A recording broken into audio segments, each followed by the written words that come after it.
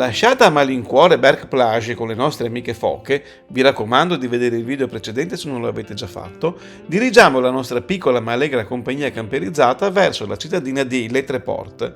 Questa sarà la nostra prima tappa in Normandia e da qui visiteremo alcune località della stupenda Costa d'Alabastro sulla Manica. Questo tratto del litorale deve proprio il nome al colore biancastro delle acque e delle rocce che ricorda proprio quello dell'alabastro. Sopra la Falesia, in una posizione meravigliosamente panoramica, ci sono due aree di sosta per camper. La prima più grande è su sterrato, la seconda piccola ma su asfalto. Il camper service è all'esterno nella zona che separa le due aree e quindi accessibile anche a chi è di passaggio. Il prezzo della sosta è di 7 euro, mentre per il carico di 100 litri d'acqua potabile si pagano 2,30 euro. Unico problema è che quando siamo arrivati noi entrambe le aree erano piene. Fortunatamente però abbiamo potuto sostare sul bordo di una stradina proprio davanti ad un piccolo parcheggio per auto. Sul lato destro della stradina la sosta era consentita liberamente, mentre sul lato sinistro c'è il divieto. Livellato per bene il camper, siamo stati divinamente.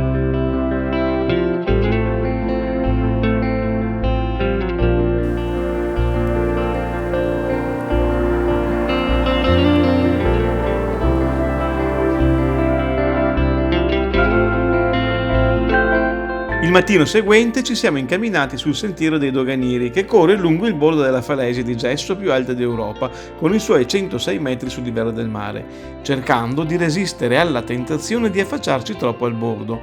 Da qui, infatti, si gode di uno splendido panorama sul mare, sulla punta con il piccolo faro e sul centro del paese con i suoi 3 porti, al momento in secca per la bassa marea, ed il centro storico raccolto attorno alla chiesa di Saint-Jacques.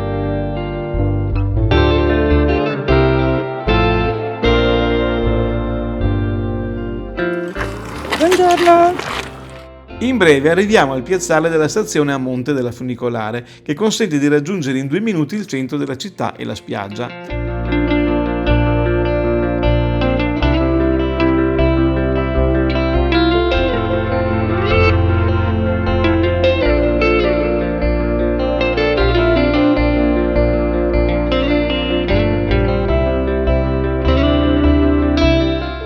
Non esiste ingresso più spettacolare alle 3 porte di quello in funicolare. Si parte dal culmine della falesia, si attraversa la roccia in una grandiosa galleria e si riemerge sopra i tetti della città. Nelle 2 stazioni a monte e a valle non ci sono biglietterie perché la funicolare è gratis.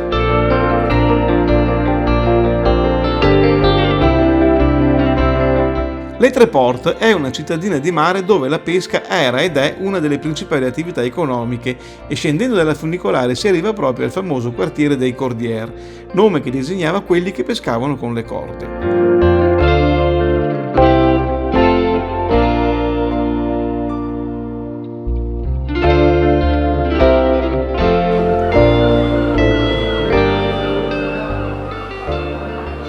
Cosa hai fotografato? La via dei pescatori e le falesie. Oggi è giorno di mercato e c'è aria di festa, ma passeggiare per le animate vie del centro è sempre molto piacevole, tra i piccoli negozi e i graziosi ristoranti. La vita della città gira attorno ai 3 porti, quello da diporto, il porto commerciale e quello dei pescatori, che attirano costantemente gruppi di turisti sul molo e lungo i vicoli cittadini. Una visita sempre entusiasmante è quella alle diverse pescherie, dove troviamo banconi stracolmi di pesce, crostacei e molluschi, in particolare le ostriche.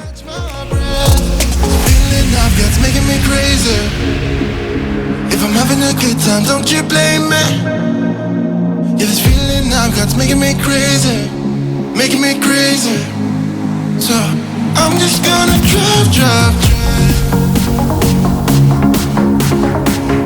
Edificata nel 1362 sui resti della precedente costruzione, la chiesa di Saint-Jacques subì ingenti danni durante la guerra dei Cent'anni.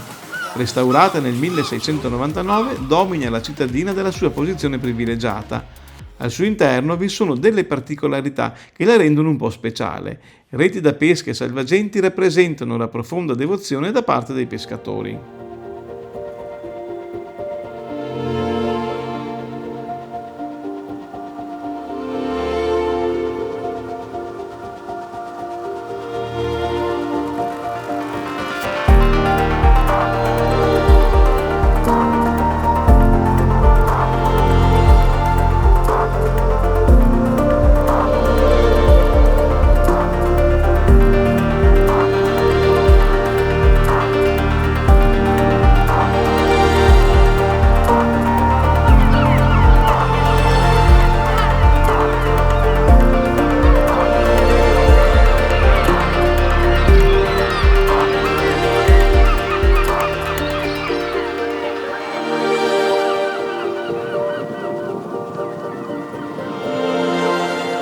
Verso mezzogiorno il picco della bassa marea offre lo sconcertante spettacolo delle barche arenate sul fondo del porto. Da qui ci incamminiamo sul lungo ponte di legno per una piacevole passeggiata sino al faro, costruito nel 1844, alto 14 metri e dipinto di colore bianco e verde.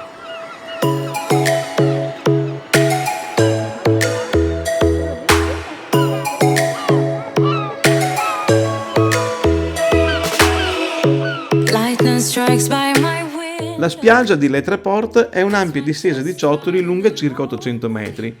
La vista delle scogliere a sud e del villaggio di Merlebein a nord è eccezionale. Con la bassa marea emerge una vasta distesa di sabbia per la delizia di tutti, infatti il mare può recedere anche di 300 metri. Ma adesso è meglio allontanarci perché il mare si sta alzando velocemente.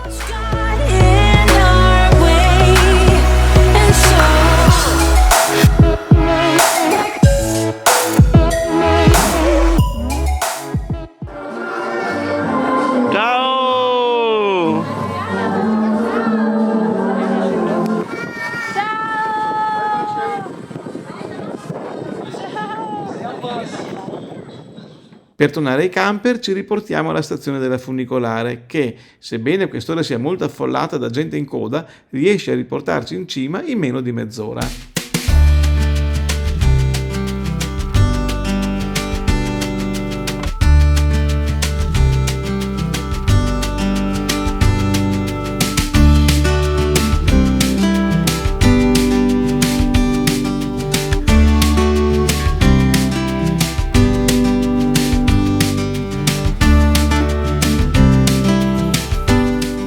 Lasciate le tre porte ci dirigiamo a sud-ovest verso Dieppe, che dista circa 32 km e che raggiungiamo in circa 45 minuti.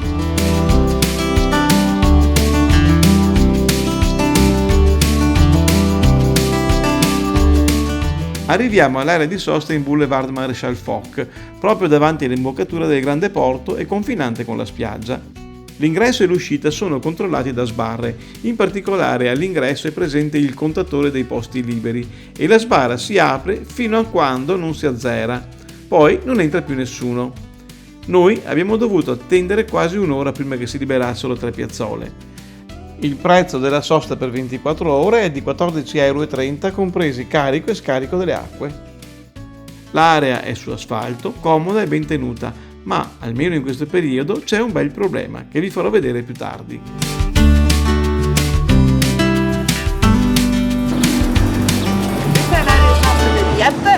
Subito dopo aver sistemato i camper ci incamminiamo verso il vicino centro storico, cui si arriva passando sopra il pittoresco porto turistico, dove attorno alla banchina si aprono numerosi bar, ristoranti ed attrazioni varie.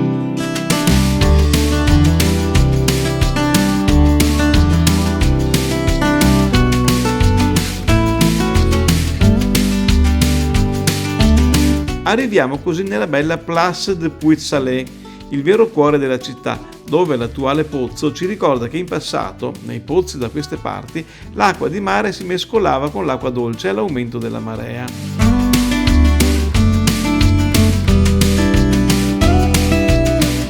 Passiamo davanti alla chiesa di Saint-Rémy ed arriviamo alla porta chiamata Les Tourelles, la sola rimasta delle 6 porte e della vecchia cinta muraria, fortificata nel XIV secolo. Usata come prigione durante la Rivoluzione francese, la porta è ora di proprietà privata.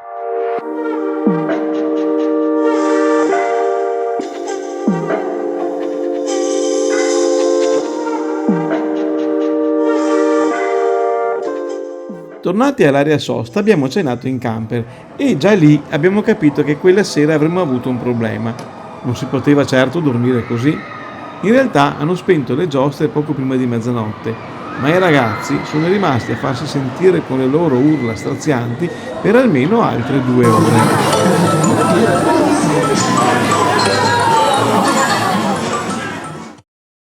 Il mattino seguente, ancora un po' assonnati, abbiamo deciso di tornare in centro a Dieppe passando dal rilassante lungomare che si stende per quasi 2 chilometri fino all'inizio della Falesia.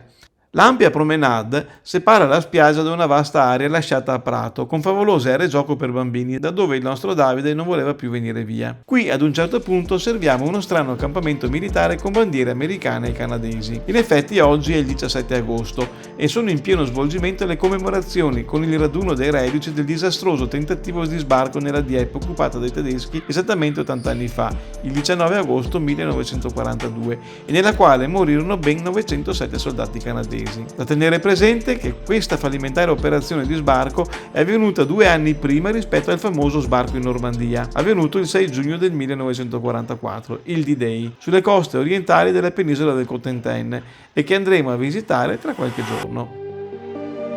Dopo aver ascoltato le storie dei reduci canadesi, decidiamo di andare a goderci il panorama dal piazzale dell'antico castello di Dieppe, che, arroccato sulla scogliera, offre una vista incomparabile sul lungomare e sulla città.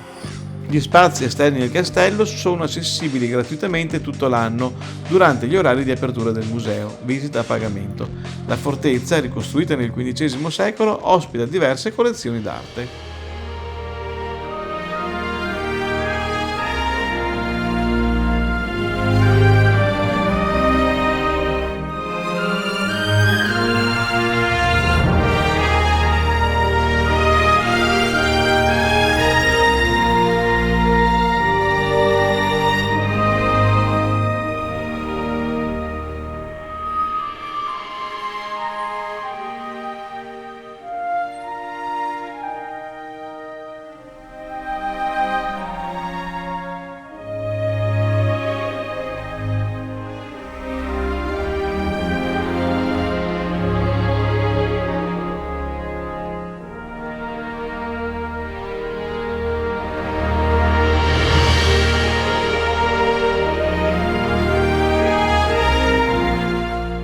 Nel 1195, a seguito di un incendio, la preesistente chiesa venne ricostruita in stile gotico e fu dedicata a Saint Jacques, visto che si trovava sulla via marittima del Cammino di Santiago di Compostela. Nel corso del XVI secolo la chiesa venne rimaneggiata nello stile fiammeggiante e rinascimentale. Nel 1562, nella guerra di religione, la chiesa venne saccheggiata dagli Ugonotti, che ne sfigurarono le decorazioni, mentre nel 1694, durante la guerra della Grande Alleanza, un bombardamento anglo-olandese distrusse le volte del coro e la incendiò.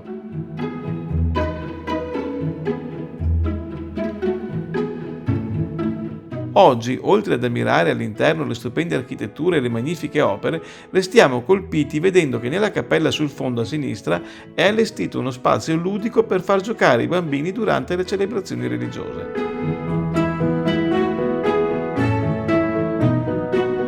Usciti dalla chiesa, abbiamo deciso di fermarci per pranzo in uno dei ristoranti sul viale del porto turistico. La scelta di tutta la comitiva è caduta sulle freschissime ostriche accompagnate da un trionfo di gamberetti rosa.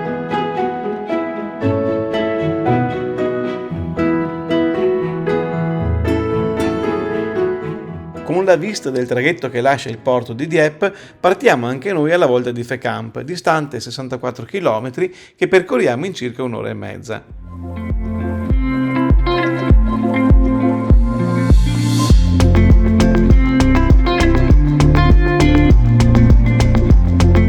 Qui troviamo facilmente posto nell'area di sosta davanti all'ufficio del turismo.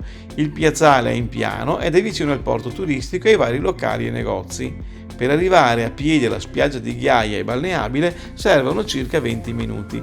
Il prezzo per la sosta è di 5 euro per 24 ore, ma quando siamo arrivati noi il sistema di accesso automatico era in manutenzione, così non si pagava. È disponibile gratuitamente lo scarico delle grigie nere, mentre per caricare l'acqua potabile bisogna acquistare all'ufficio del turismo qui davanti un gettone a 3 euro per circa 100 litri d'acqua.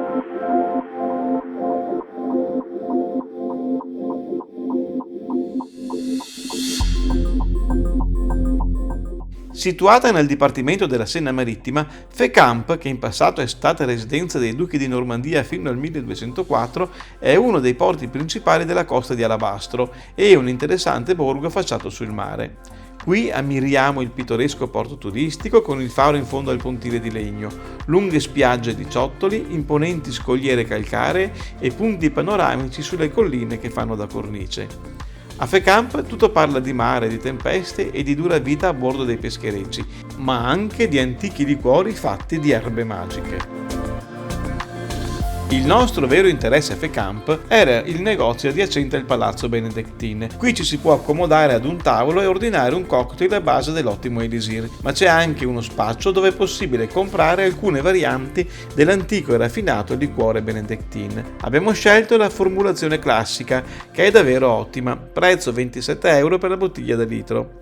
Ci siamo poi spostati all'ingresso dell'imponente palazzo, dall'architettura insolita in stile tendente all'eclettismo mescolando stili ed epoche diversi. È in questo sito eccezionale che il liquore Benedettin viene prodotto da oltre un secolo, quando nel 1863 Alexandre Legrand, mercante di vino di Fécamp e grande collezionista d'arte, trovò un libro di magia risalente a prima della rivoluzione. Tra le altre ricette era registrato un elisir piuttosto enigmatico di un certo Don Bernardo Vincelli, benedettino veneziano del Rinascimento, che soggiornò all'abbazia di Fécamp.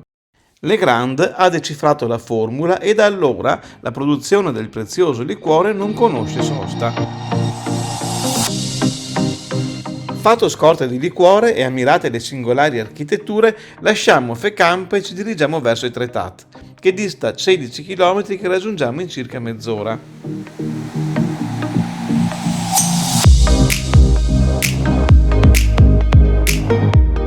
A circa 1 chilometro dal centro di Etretat ci fermiamo nella bella area di sosta Espace-Maupassant, dove troviamo ancora qualche piazzola libera. L'accesso e l'uscita sono controllati dalla telecamera che legge la targa e da sbarre automatiche. La sosta costa 11 euro, mentre per 10 minuti di erogazione dell'acqua potabile si pagano 2 euro. Per quanto riguarda la corrente elettrica chiedono ben 4 euro per 8 ore. Pranziamo sotto al tendalino e partiamo subito verso il centro di Etretat. L'area di sosta confina direttamente con il campeggio municipale, molto carino con un bel prato, ma al completo. Dopo pochi passi vediamo dai cartelli che siamo proprio davanti alla casa dove Maurice Leblanc abitò per 21 anni, dal 1918 al 1939, e dove ha scritto molte delle rocambolesche avventure del ladro gentiluomo Arsène Lupin. Arriviamo così davanti al municipio e all'ufficio turistico. Qui decidiamo subito di salire sul trenino panoramico che porta fino in cima alla Falaise d'Amont. 8 euro andata e ritorno per gli adulti. In pochi minuti siamo sopra. Arrivati in cima, la nostra attenzione viene subito attirata dalla suggestiva chiesetta di Notre-Dame de la Garde, credo quasi sempre chiusa. Poi, avvicinandosi al bordo, si apre favoloso il panorama su Etretat che arriva fino all'altra parte della baia, dove spicca il suggestivo arco della Porta d'Aval, che si mostra in tutto il suo splendore. E, avendo il coraggio e la voglia di arrivare fino a lì, forse si potrebbe trovare il tesoro di Arsène Lupin, perché si dice che questo fosse il suo covo. Passeggiando sopra la falaise con gli occhi in giù, si aprono scorci impressionanti e bellissimi.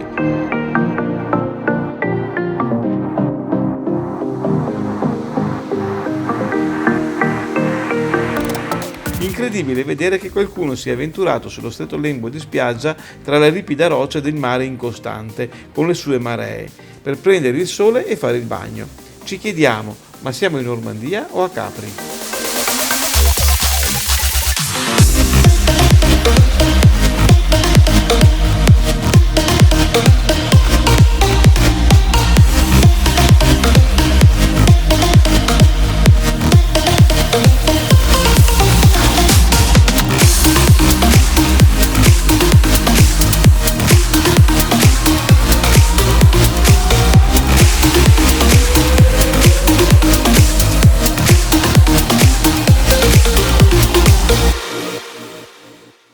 Alcuni cartelli spiegano il significato di questa struttura ad arco appuntito inclinato verso la cappella che svetta sulla scogliera, e così ci rendiamo conto che stiamo calpestando una grande sagoma d'aereo che forma un pavimento. Tutto questo serve per ricordare che Etretat è stato l'ultimo posto dove è stato avvistato l'Oiseau Blanc, con cui i piloti Nungesser e Colli stavano tentando la prima trasvolata atlantica da Parigi a New York, prima di scomparire per sempre nell'oceano.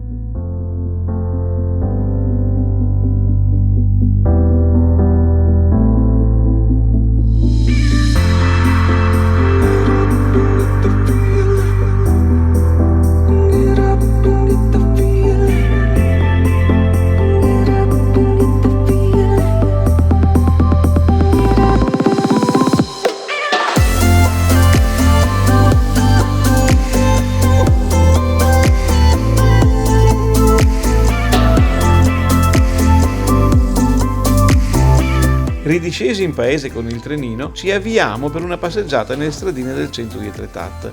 Si tratta di un piccolo gioiellino con le case a graticcio dai tetti di colore blu, incastonato tra le due bianche falesi gemelle a strapiombo sul mare.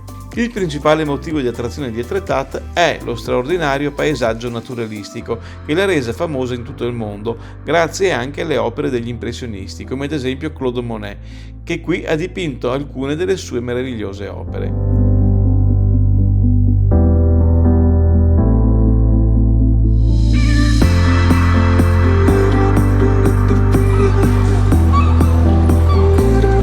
Dove finisce il paese inizia il mare, dal quale è protetto da una diga sulla cui sommità corre una bella passeggiata. La spiaggia di Etretat è una distesa di ciottoli in pendenza e, come la maggior parte delle spiagge della Normandia, risente moltissimo dell'alta e della bassa marea. Per questo bisogna fare molta attenzione quando si entra in contatto con il mare. L'acqua sale molto velocemente ed è meglio non avventurarsi troppo in là rispetto alla base della diga.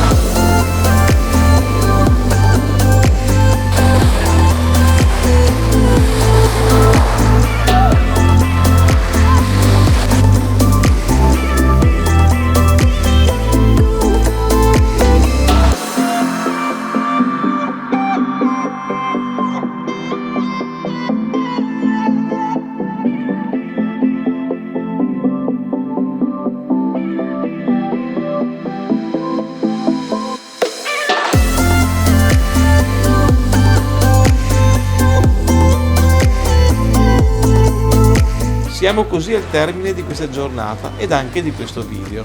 Nella prossima puntata vi racconterò la nostra visita a tanti altri interessantissimi luoghi di questa terra meravigliosa che è la Normandia. Seguiteci e iscrivetevi al canale. Ciao!